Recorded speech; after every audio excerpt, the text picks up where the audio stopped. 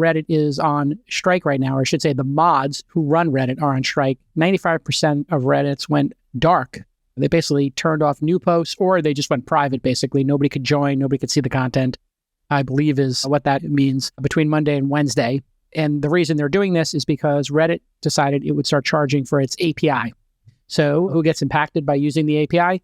It turns out apps. We saw this at Twitter as well when Twitter started changing its pricing for its API. And this means that some of the really high-end Reddit apps would have to pay $20 million a year for access to Reddit's data. Now, they originally had said they were changing this pricing because they were going to train AI models, and they wanted anybody using that data, i.e. Google Bard or ChatGPT-4 and closed AI, they wanted them to pay for it. And Steve Huffman was explained all this in a New York Times profile in April. Reddit wants to get paid for helping to teach big AI systems. The largest app is called Apollo. Just so you know, if you're not into those, Reddit really came out with their app really late. This was a function of the 2005 to 2015 timeframe. Back then, Web 2.0 startups didn't have a lot of capital, so they let other people build on their APIs and build apps. Some of those apps caught steam and are actually better than the apps developed, at least for a while. It was better than the Twitter app and the Reddit app. So thoughts on this, Freeberg?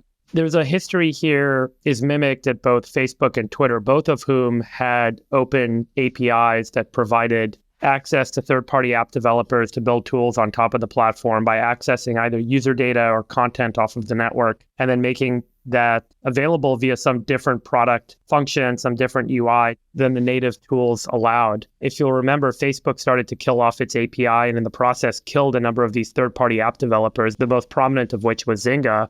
I think this was around the 2012 timeframe. And, we saw the same thing happen in Twitter, where if you guys remember in the early days, a lot of users accessed tweets from people that they followed through third-party apps, and third-party apps all competed for the user. And ultimately, Twitter's management team realized that having direct access to the user, being able to control the UI, the UX, and not just become a data network, but to actually become a service for users made a similar sort of change. So Reddit's motivation around AI training is an interesting one, but it does speak to this idea that these social network companies, social in the sense that the users themselves are creating the value. They're creating the content at both Facebook, at Twitter, and at Reddit. Ultimately, the company loses the value if that data, that content gets extracted and they can't monetize it or capture the value somehow. And it's a lot different. Every company ultimately wants to become a platform company, meaning that they can offer multiple products or services to users that sit on top of some network that they've created, and in the process create a network effect, because more products, more apps creates more users begets more apps, and so on. That works well in some contexts, like an Apple App Store context.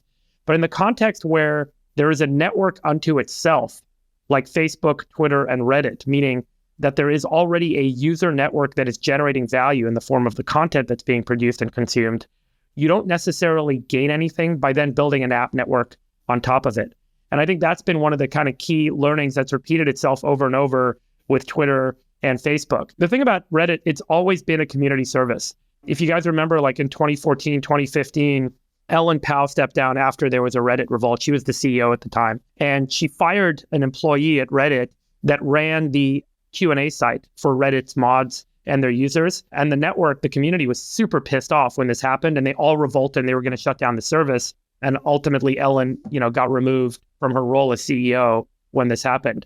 So, because so much of the value of Reddit isn't in the management team, it's not in the work that the software engineers do that run the company. It's not the VCs or the shareholders. The value of Reddit is inherent in the community. It's inherent in the individuals that build the content on that platform. And that community has convened many times in the past at Reddit to change the rules, to say, this is what we want this community to become, and this is how we want this management team to operate.